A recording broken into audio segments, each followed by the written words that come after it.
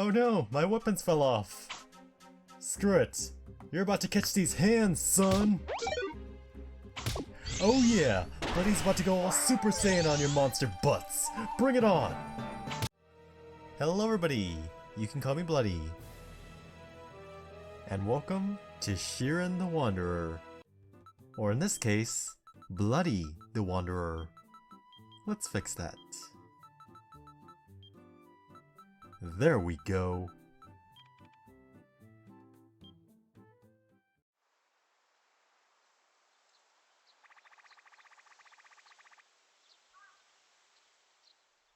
Once upon a time, there was a drifter named Bloody, who went on many adventures with a talking ferret, named Kappa. Kappa? Tamo Kappa. Yeah, just like that one shopkeep in my summer car. That's what we'll call him, Tamo. And we braved dangerous places like the Firestorm Citadel, the core of the Clockworks, Dreams and Nightmares, and some Shadow Lairs as well. Now it's time for our next grand adventure of what the world of Shiren the Wanderer has for us. Now we begin our journey to train towards fighting the legendary God of Destiny. And our adventure will be starting right here in this small village. Let's see what Shiren the Wanderer has in store for us.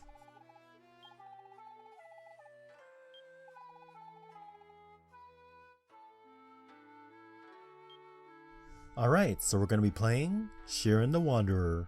It's a roguelike mystery dungeon game.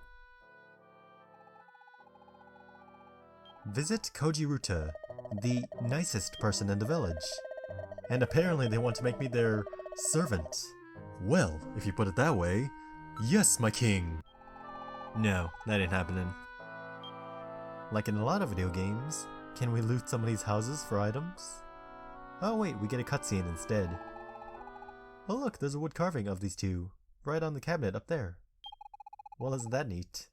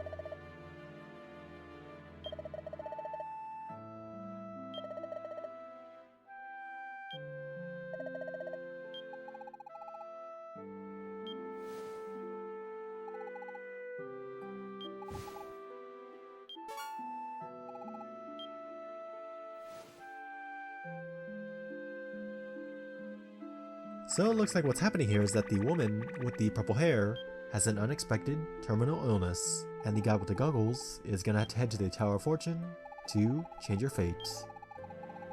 Well, good luck with that. Actually, now I think about it, we don't really have anything else to do in this game at the moment, so it looks like we're gonna have to head to the Tower of Fortune as well. We got this game because it was on sale from one of the more recent Steam sales. Plus, a friend recommended it to us because apparently it's a challenging game. And Bloody does kind of have a soft spot for the mystery dungeon style games, which is probably part of the reason why Bloody likes playing Spire Knights.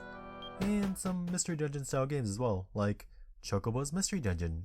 Oh, and of course, Pokemon Mystery Dungeon, which, if I'm correct, was made by the same people who made Shiren the Wanderer. Huh, now I think about it, Bloody should probably get around to playing some of those games that was just mentioned earlier. After punching enough enemies, we eventually find some weapons, and then we fight our way through everything in this tutorial stage. And then we eventually make our way over to the next village. Wow, it's so colorful and shiny right here. It must be the shopping district or something. Hopefully we can get our hands on some awesome new weapons and stuff, because we're very likely gonna need them. A hotel? What do they have in here? A shop where we can buy stuff for all our dungeon expedition needs. Item storage to satisfy the gamer instinct of hoarding everything in-game that we need, that we also probably won't use.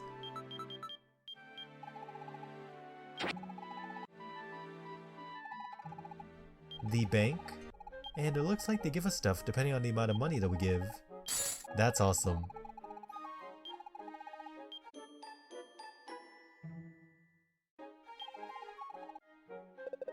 The ability library, we don't seem to be able to use that yet.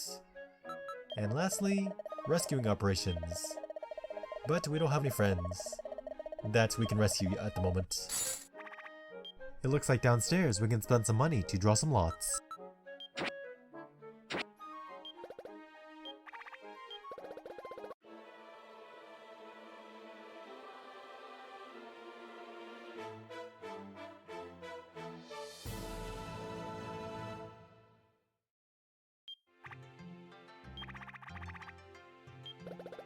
And pick up some awesome prizes, like a book, well, encyclopedia.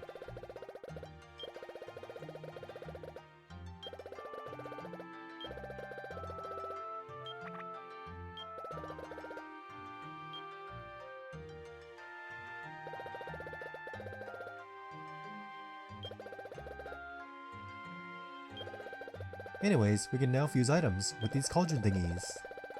That could be fun, playing around, seeing what weapon combinations work, and maybe make some new, awesome weapons by fusing them with one another.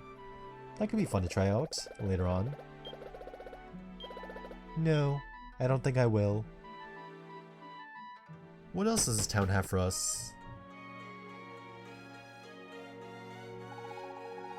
Explosion rocks? What's that? Whatever it is, we're going big or going home. Let's go!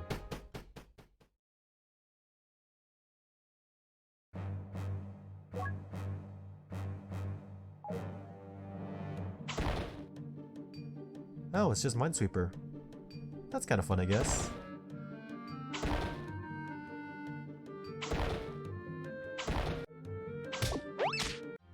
A point shop? What's that? Okay, so it looks like we can earn some cool stuff by saving up points by having this card around and stepping on a very specific tile to earn said points. That's kinda cool. Well, before we go any further into the story, we might as well do some training in the previous village. Sort of like a little training arc, and anything else that could probably help us along the way. Plus we get some stuff by completing each and every single one of these, so it's probably worth it.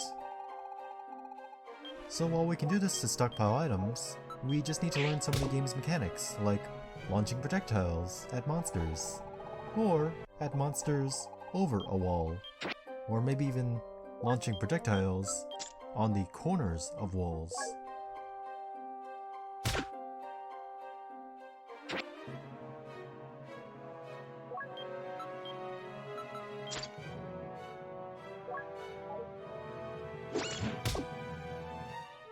Apparently, Shiren the Wanderer has a game mechanic in that you can put things in jars to protect them from traps and monsters that can steal items.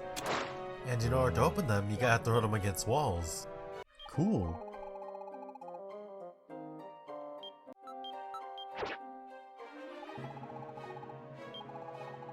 Also, you can fuse weapons in dungeons by using very specific items.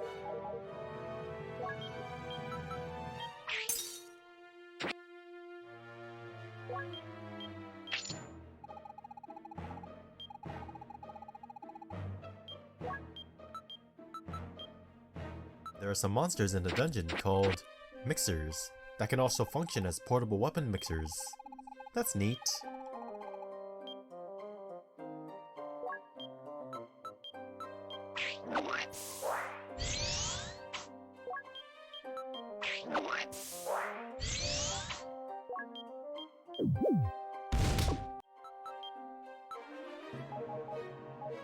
You can even combine weapons and items. Like for example, a sword and an herb, in order to increase your max health. Interesting.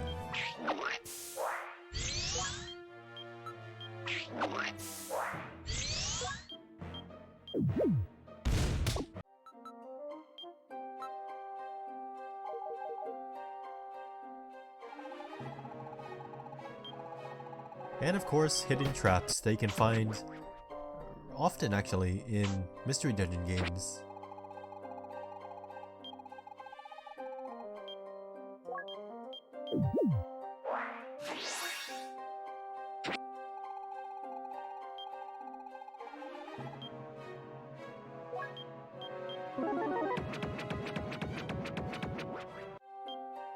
And also you can hide in pots, and then pretend to be Solid Snake.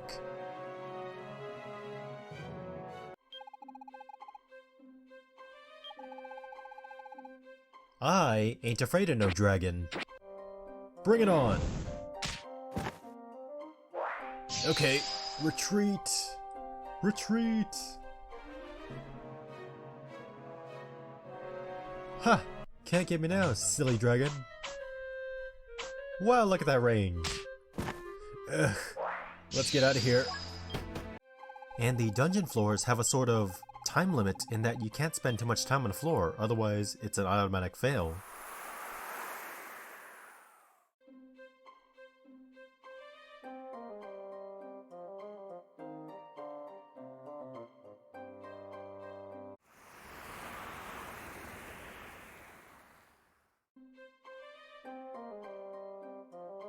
So the wind can only blow 4 times, huh? Let's try going for 3.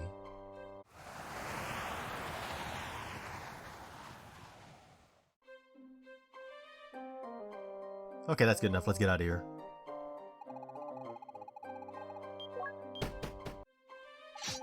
There are doors that can stop enemies. Ha! Can't get me now, can ya? Okay, those bars do not hold for that long. But we can however shoot projectiles right through the bars. That's a very good thing.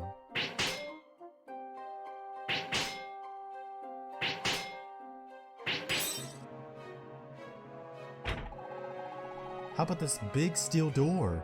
Unlike the bars, we probably cannot shoot projectiles right through them. But it does seem to hold for much longer than the bars, which is a great thing.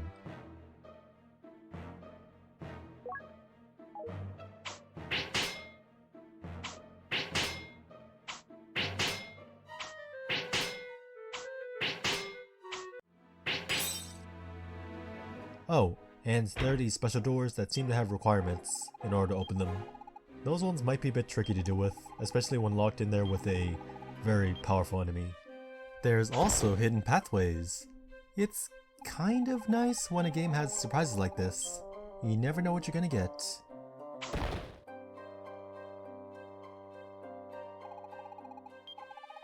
Not only do the players level up once you defeat enough monsters, but apparently the enemies also have a level up function as well. I don't think I've ever seen another game do that before.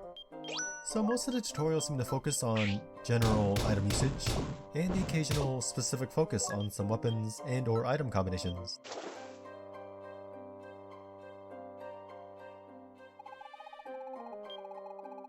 You can use water to destroy traps.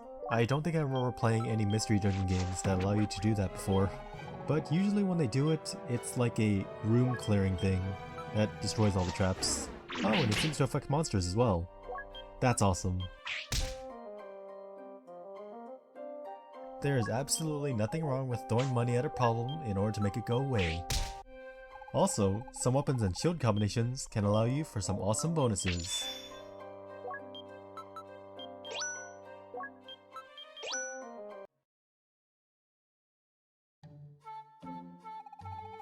And eventually we completed our training arc. We can now, at the very least, probably play this game semi-competently now. Good job! We got some cool stuff from all that training, and it's all safely stored in storage. So now we have some supplies, ready for use whenever we need them. But for now, let's take some of our weapons and work on heading towards this Tower of Fortune. Looks like we're taking the Destiny Trail for our next adventure. Let's go! Alright, 5 seconds in and we already get a free sword. And there's an NPC here with us too.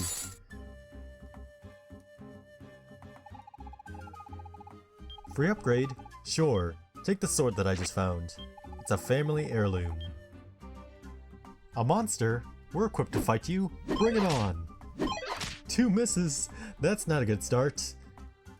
Well, we're eventually getting there. We just need to work towards hitting enough monsters over their heads with this stick that we found. And eventually the monsters will be defeated. Or maybe we will be the ones that are defeated. Whichever comes first.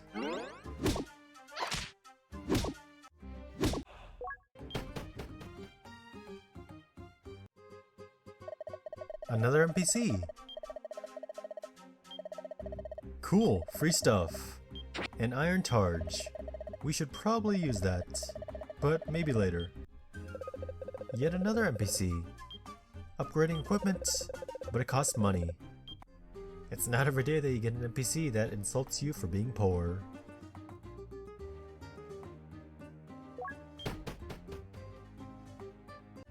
I gotta say that it's great seeing NPCs like these out of the open because it kinda helps give the level some life.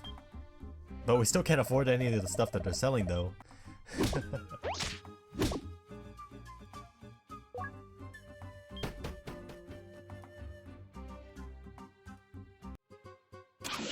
Oh no, my weapons fell off.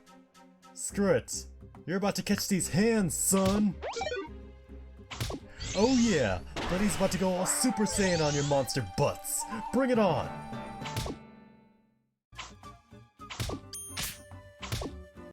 Bloody has gained super status and increased attack power. Let's go. Looks like it lasts the whole floor. That's great. Love random power boosts like this.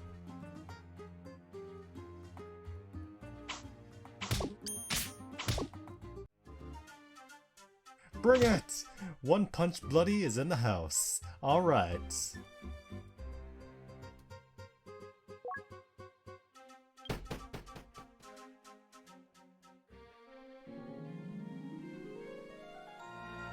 Wow, it's the building from the intro.